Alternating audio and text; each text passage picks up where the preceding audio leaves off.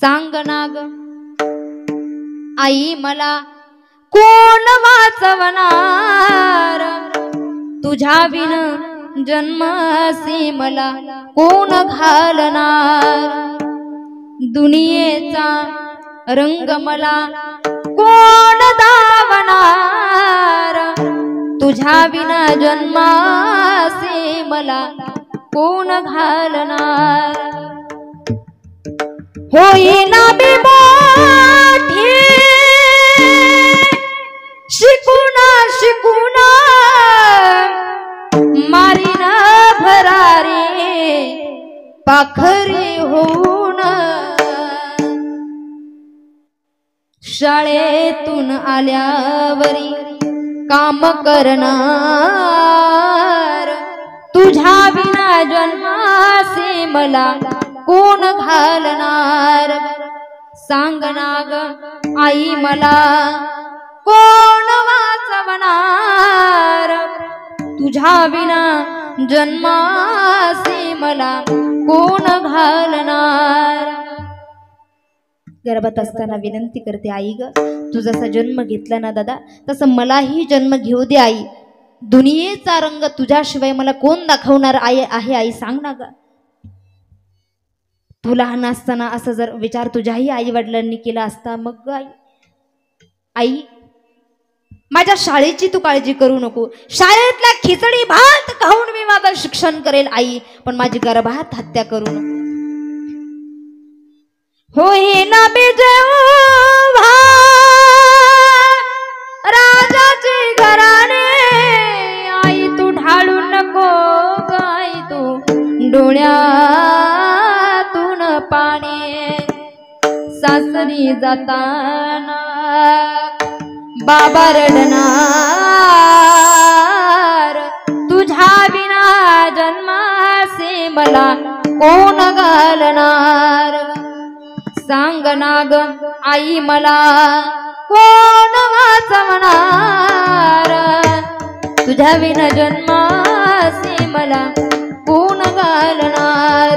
गर्भात असताना विनंती करते दादा, 9 महिने 9 दिवसांनी झाले जग बघण्या घाई, वंशाच्या दिव्या पायी नको पंथी विजवू आई, वंशाच्या दिव्या पायी नको पंथी विजवू आई, उद्या तुझ्या गर्भाची चाचणी होणार ग, मुलगी आहे म्हणून सारे नाका मुरडणार, माझ्या चिमुकल्या कानांनी तुझी कुजबुजाई कुये, वंशाच्या दिव्या पायी नको पंथी विजवू आई, 9 महिने 9 दिवसांनी झाली जग बघण्या घाई, वंशाच्या दिव्या पायी नको पंथी विजवू आई।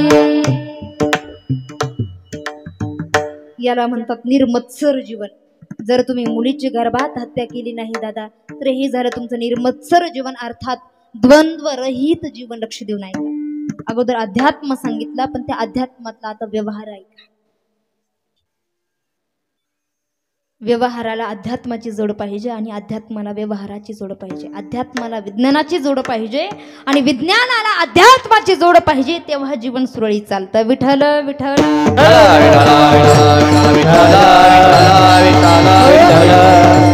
दुसरी महत्वाची गोष्ट सांगेल दादा, मुलीच्या लग्नाचे पैसे कधी घेऊ? तुमच्याकडे आहे का हा प्रकार? आहे का? नाही।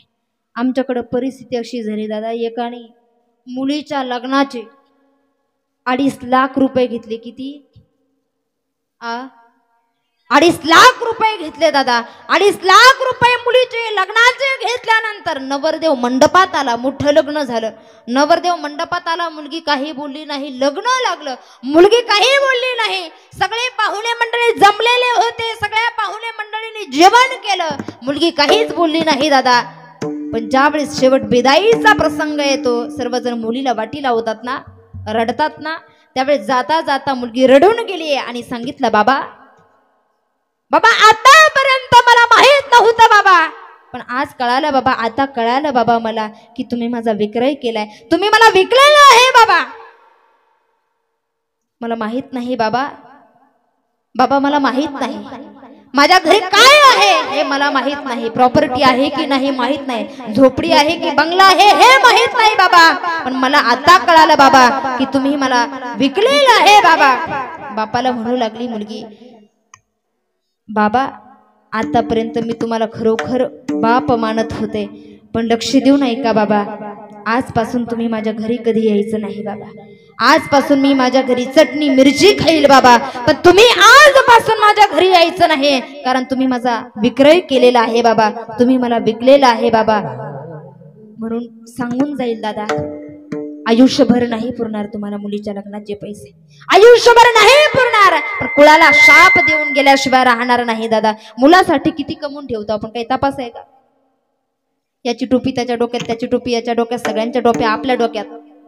आणि एक सिद्धांत ऐका, शास्त्र असं सांगतं एका मुलीचं जर लग्न केलं तर एका यज्ञाचं पुण्य मिळतं. ऐकताय ना, ऐकताय ना, एका मुलीचं जर लग्न केलं तर एका यज्ञाचं पुण्य मिळतं. असा यज्ञ आपण एरवी करू शकत नाही.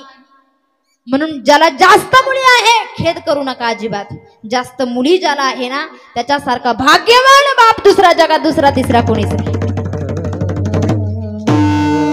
म्हणून मुलीच्या बापांनी जास्त दडपण येऊ द्यायचं. एका मुलीचं लग्न करा, एक कन्यादान करा, एका यज्ञाचं पुण्य मिळतं. असा एरवी आपण यज्ञ करू शकत नाही दादा. दुसरी महत्वाची गोष्ट सांगेल, गो हत्या कुणी करू नका. ह्या गोष्टी समाजात पोहोचणं फार गरजेचं आहे. गोवा से क्या नाता है, गोवा हमारी माता है, 33 कोटी देवता गोमातेच्या उदरात आहे. 2-3 पैशांसाठी गोमातेला कसायला विकू नका. काय मत आहे तुमचं? मी असं म्हणेल, चारा नसेल टाकण्यासाठी टाकू नका. फार दुष्काळ पडला असेल ना, पाणी नसेल पाजण्यासाठी पाजू नका, पण 2 पैशासाठी गोमातेला कसायला विकू नका दादा. इतक्या विचित्र प्रकारे गोमाता कापल्या जाते. आमचे गुरुजी सांगायचे की 7-8-10 दिवस काही खायला प्यायला दिला जात नाही. 7-8-10 दिवसानंतर अशी हिरवीगार पेंडी गोमाते समोर करतात आणि अशी की गोमाता खायला गेली की अशिकीवरून पाता पडतो, गाईच्या 2 भागा होतात. एवढ्या विचित्र प्रकारे गाय कापल्या जाते दादा. विचारून बघा, एखाद्या लहान लेकराची आई जाऊ द्या, कशाचं दूध पाजलं जातं? गोमातेचं दूध पाजलं जातं. 33 कोटी देवता ज्या गोमातेच्या उदरात आहे, 33 कोटी म्हणजे कोटी नाही बरं का. शास्त्रात कोटी शब्दाचा अर्थ आला प्रकार. काय काही काही लोक म्हणतील कोटी, मग गोमातेने श्वास कुठून घेतला असेल. कोटी शब्दाचा अर्थ काय? 33 प्रकारचे देव गोमातेच्या उदरात त्या ठिकाणी आहे. म्हणून विनंती असेल सगळ्यांना दादा, पाजण्यासाठी पाणी नसेल पाजू नका. चारा टाकण्यासाठी दुष्काळ जर पडला असेल, चारा नसेल ना, टाकू नका. सरळ गोमातेला कुठं नेऊन घाला? गोशाळेत न्या. गोशाळेत म्हणजे आपोआप सांभाळ होईल गोमातेचा. पण पैशासाठी बरेच लोक दादा कुळाला शाप देते गोमाता. काय? ज्या गोमातेचा सांभाळ जगाचा चालक मालक अखिल कोट ब्रह्मांड नायक भगवान श्रीकृष्ण परमात्म्याने केला, आणि त्याच गोमातेला आम्ही 2 पैसे हातात येण्यासाठी काय करतो? कसायला विकतो. फार दुर्दैवाची गोष्ट आहे. आपल्या पदरात पुण्य नाही पडणार दादा, फार मोठं पाप पडेल. विठ्ठल विठ्ठल.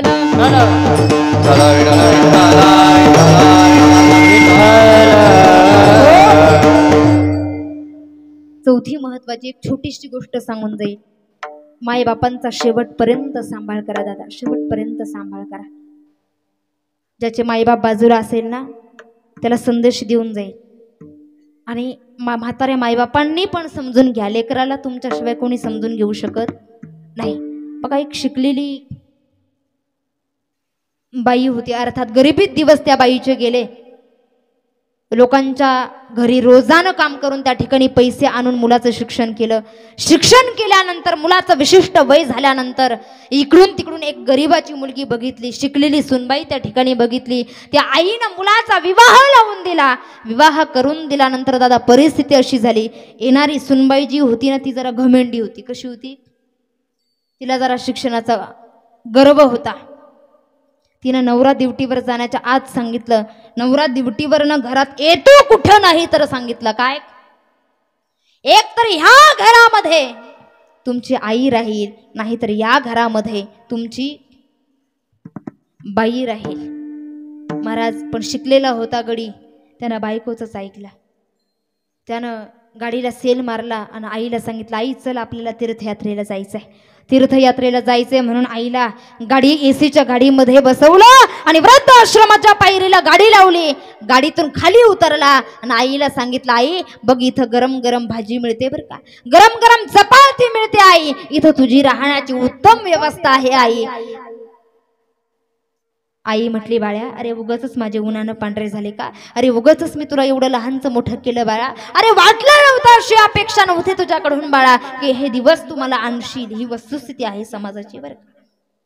इतके विचित्र इतके वाईट दिवस तू मला आणशील वाटलं नव्हतं बाळू, पण ठीक आहे बाळा, इथं तर मी आनंदीच राहील बाळा. आईचं अंतकरण बघा, इथं मी आनंदीच राहील बाळा, पण तू जिथेही जाशील ना बाळा तिथं तू सुखानं राहा, समाधानानं जग बाळा, आनंदानं जग बाळा, जिथेही कुठे राहशील तिथे. परत तो घरी येतो दादा. 6 महिन्याचा कालावधी जातो. आईचं भयंकर दुखायला लागतं, आई आजारी पडते. परत वृद्धाश्रमातून फोन जातो, बाळासाहेब तुमची आई अत्यंत आजारी आहे, शेवटच्या घटका ती मोजत आहे, बाळासाहेब एकदा येऊन तिचं मुख तुम्ही बघून जा, एकदा तिला भेटून जा, फार तळमळ करते ती तुमच्या भेटीसाठी. परत हा गाडीला सेल मारतो, परत वृद्धाश्रमाच्या पायरीला गाडी लावतो, वृद्धाश्रमात प्रवेश करतो. आईला भेटण्यासाठी त्या ठिकाणी जातोय दादा. ज्यावेळेस आईनं याला बघितलं, शेवटच्या घटका मोजणारी आई दादा, पण धावत पळत येते आणि म्हणते, बाळासाहेब अरे फार उशीर केला बाळासाहेब, फार उशीर केला बाळासाहेब. फार वेळची वाट बघत होते. 18 वर्षाच्या मुलीसारखी आई तरुण झाली दादा. लेकराला पोटच्या लेकराला पाहिल्यानंतर तरुण झाली, तिच्या वेदना तरुण झाल्या दादा, तरुण झाल्या. बाळाला म्हटली, बाळा अरे फार वेळची वाट बघत होते रे, शेवटचा श्वास आता बाळा मी घेते, पण जाता जाता एक सांगून जाईल बाळा, 50,000 रुपये पगार आहे बघ तुला. किती?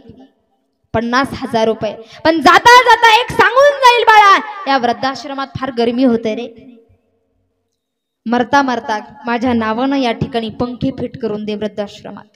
काय गाई थोड्याच वेळात तू जाणार आहे, पण हे पंखे कोणासाठी? हा तेच सांगते बाळा, तेच सांगते. थोड्या वेळात जरी मी जाणार आहे बाळा, पण या वृद्धाश्रमात फार गरमी होते रे.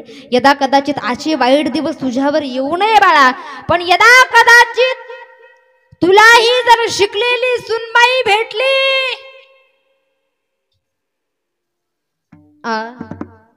आणि तिनेही जर तुला असंच घराबाहेर काढलं आणि तुलाही बाळा तुझ्यावरती अशी वेळ येऊ नये बाळा, पण जर भाग्यानं प्रारब्धानं जर तुझ्याही वर जर अशी वेळ आली आणि तुला जर या वृद्धाश्रमात यावं लागलं ना बाळा, आईचं अंतकरण म्हणून सांगते बाळा, ही वृद्धाश्रमातली गरमी तुला सहन होणार नाही. फार मच्छर चावतात इथे, फार मच्छर चावतात बाळा. म्हणून माझ्या नावानं त्या ठिकाणी पंखे फिट कर. याला म्हणतात आईचं अंतकरण दादा, याला म्हणतात आईचं अंतकरण. म्हणून सांगून जाईल, माईबापांची शेवटपर्यंत सेवा करा, हेच तर द्वंद्वरहित जीवन आहे. जगद्गुरु तुकोबराय सांगतात, जी ही द्वंद्वाधिक दुराविली अशा प्रकारचं वर्म जगद्गुरु तुकोबराय. मुलीची गर्भात हत्या करू नका दादा. तुमच्याकडे आहे का हा प्रकार? असेल किंवा काही काही जुन्या विचाराचे लोक अजून फार नाही का, सर्वच करतात असं नाही म्हणायचं मला, पण यदा कदाचित जर काहींचे विचार असतील तर त्यांच्यापर्यंत हा संदेश पोहोचवेल मी नक्कीच. काय, कुणाच्या गर्भात मीराबाई असेल, कुणाच्या गर्भात सखुबाई असेल, कुणाच्या गर्भात जनाबाई असेल, कुणाच्या गर्भात जगद्गुरु तुकोबरायांच्या शिष्य बहिणाबाई महाराज असतील, कुणाच्या गर्भात प्रतिभाताई पाटील असतील, कुणाच्या गर्भात कल्पना चावला असतील, कुणाच्या गर्भात सुनीता विल्यम्स असतील. माय बापू सांगून जाईल, गर्भहत्येचं पातक, बालहत्येचं पातक फार भयंकर आहे दादा, फार भयंकर आहे. म्हणून हात जोडून विनंती असेल सगळ्यांना, मुलीची गर्भात हत्या करू नका. गर्भातून विनंती करते दादा मुलगी,